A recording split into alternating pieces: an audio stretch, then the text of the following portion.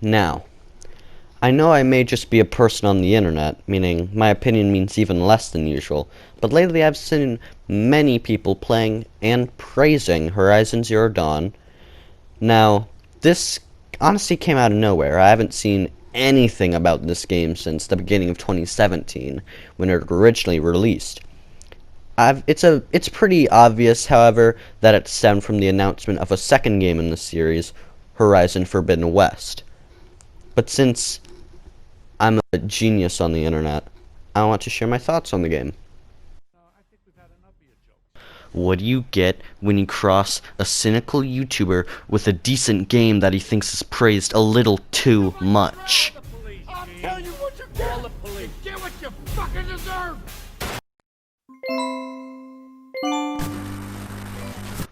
Now, I'll be going through all the main aspects of this game, including the main story, the optional content, all of it. There's a lot of optional content, by the way. Some miscellaneous stuff, and then, just my final thoughts. It's basically the order I'll be going in. So let's start with the main story. Now, just before anyone gets worried, I will only be covering the first 15 to 20 minutes to avoid spoilers. Now, Horizon Zero Dawn starts off with a cutscene showing your adopted outcast father, Rost, carrying baby Aloy, you, up a mountain for the Allmother to shout your name. This is basically the naming ceremony. Now, I'm not too sure why the goddess of this game is just a bunch of vinegar, but I'm not religious anyway, so who knows. Aloy is an outcast, like her adopted father, because she was born without a mother. I'm not sure how that works, but who knows. People do not like outcasts. They are bad according to Vinegar Mother. Now, Rost, when he's going to do this naming ceremony, is almost stopped by Lansra, one of the high matriarchs of the Nora tribe. The matriarchs are basically the super mega worshippers of the Allmother, and the leaders of the Nora tribe. Luckily, the nice one, Tirsa, steps in and lets Rost through to continue the ceremony. The screen fades to black as Aloy, at age 6, is watching some other Nora kids pick berries. She tries to do the same, but the mother collecting all the berries shuns her and moves all the kids away from her. Aloy is angry at this, and she runs away from them and tumbles into a ruin of the old ones. What an idiot. It's here that you get to start playing and where Aloy finds her focus. A focus is a device that allows her to see tracks and data transmission and machines' paths. It's basically everything you'd want it to do. Aloy is able to escape the ruins with the help of Rost, and Rost wants her to give up her focus, but since Aloy is an angsty 6-year-old, she refuses. Rost just lets her have it, I guess, and she wants to learn to hunt, so Rost does agree to help her to hunt as well. As they're learning to hunt, they go through a little kind of gauntlet with some machines. They see the chief's son fall from a large cliff, and he ends up breaking his arm. Now, Rost does not want Aloy to interact with this boy because the Nora and the outcasts of the Nora are never supposed to interact. Now, Aloy goes to save this boy by disobeying Rost's directions, and she's able to successfully do it, or at least you're supposed to be able to, depending on how good you are at the game. Now, Rost, after seeing this, is quite surprised, and now knows that the focus is no mere toy.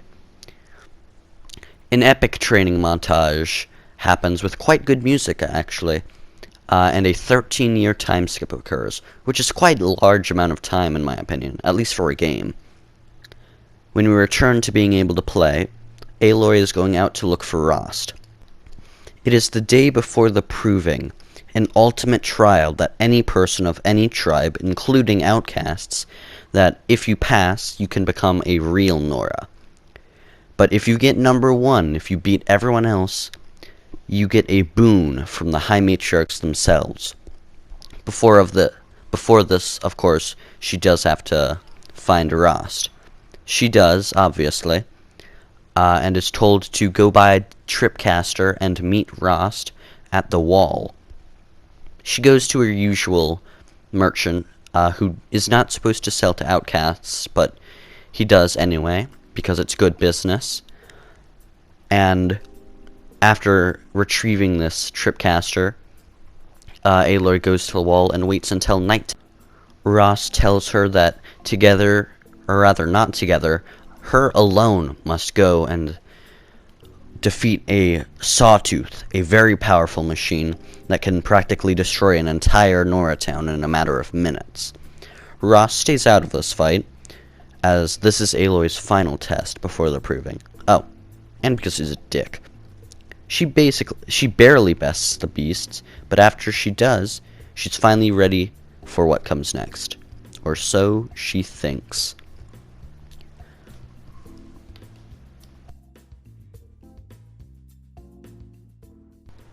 Oh boy, this game has a lot of optional content. I'll go through it one at a time though. First, you can hunt. That's kinda cool. However, it's practically useless. For resources it's pretty okay, but there are a lot of animals you can hunt. Most useful ones are foxes, rabbits, and boars.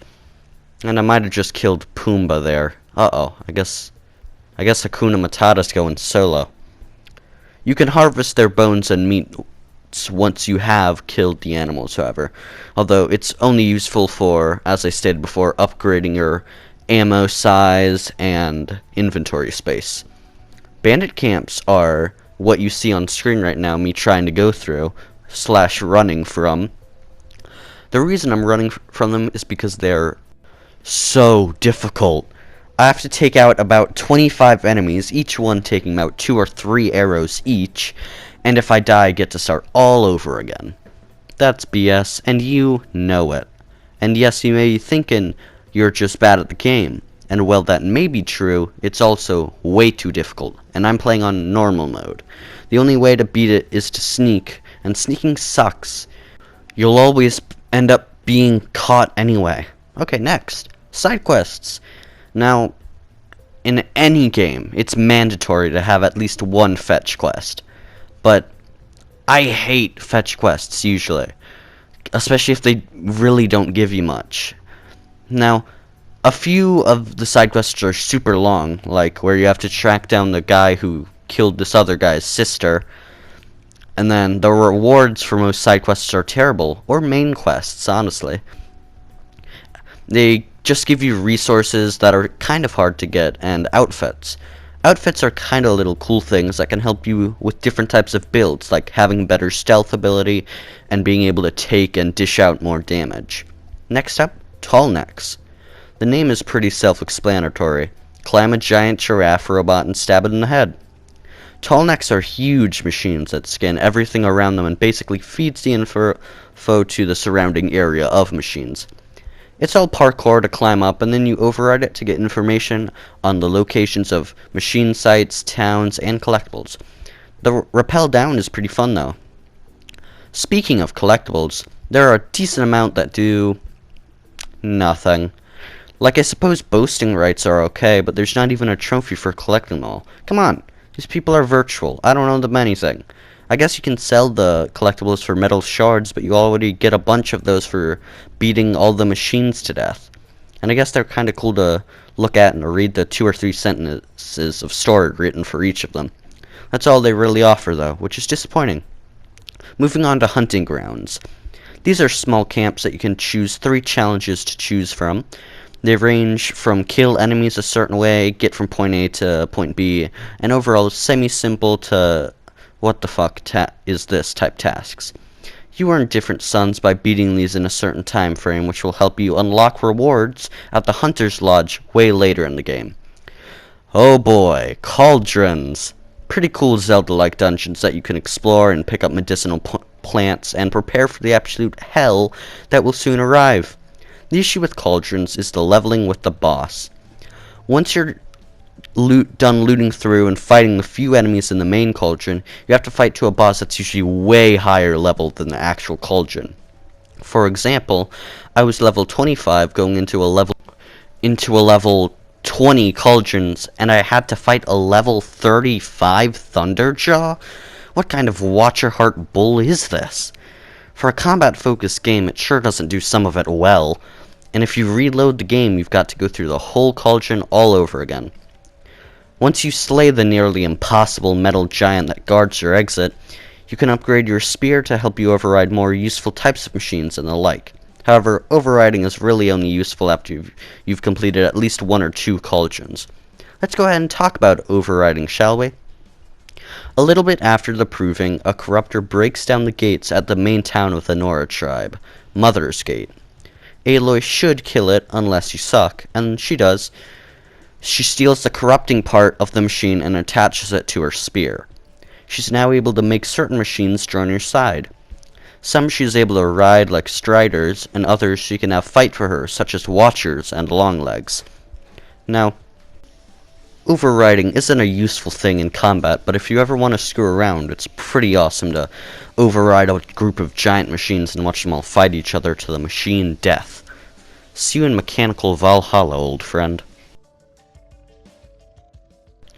Now, this miscellaneous stuff is basically everything I can think of, like the graphics and stuff like that. In my opinion, this game's very pretty looking. I have been playing the Mario 64 re-release though, so quite frankly, anything looks great. The machines are cool and badass, but it's still no Last of Us, but it's kinda unfair to compare anything to that, isn't it? Parkour is pretty boring, in my opinion.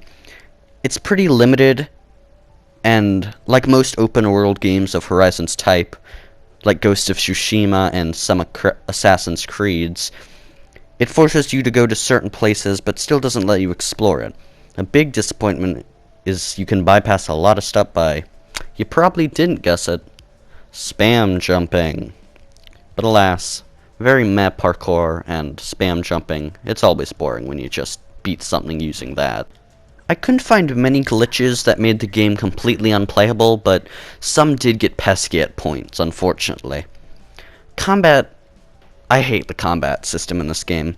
We touched earlier on how difficult it is, and it seems like Horizon pushes for a sneaky way to get through areas. However, on the majority of combat encounters, the enemies spawn in already knowing your location, forcing you to just spam arrows into them. To be clear, I do not like sponges in games. So, why do I like Dark Souls so much then? That's hopefully a topic for another video. I would love to do a video about that.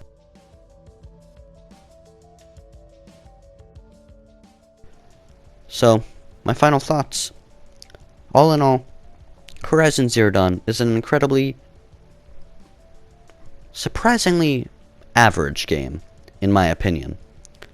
Many of the good parts, in quote, are well done at best, and the worst stuff is usually the main aspects of the game. Horizon is a decent experience overall, and if you want a combat stealth-focused game, it is for you. And you can find it pretty cheap for like $20 anywhere, especially at GameStop. You should pick it up. In my opinion, Horizon Zero Dawn is a 7.5 out of 10 game, but not worth the $60 at release. But you should pick it up since it is only $20 now.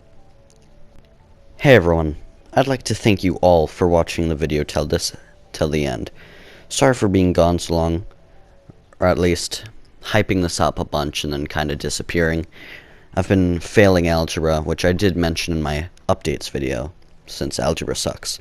As I said, this is the first time I'm trying this type of video, so I hope I did something decent. I suppose we'll see once it's done.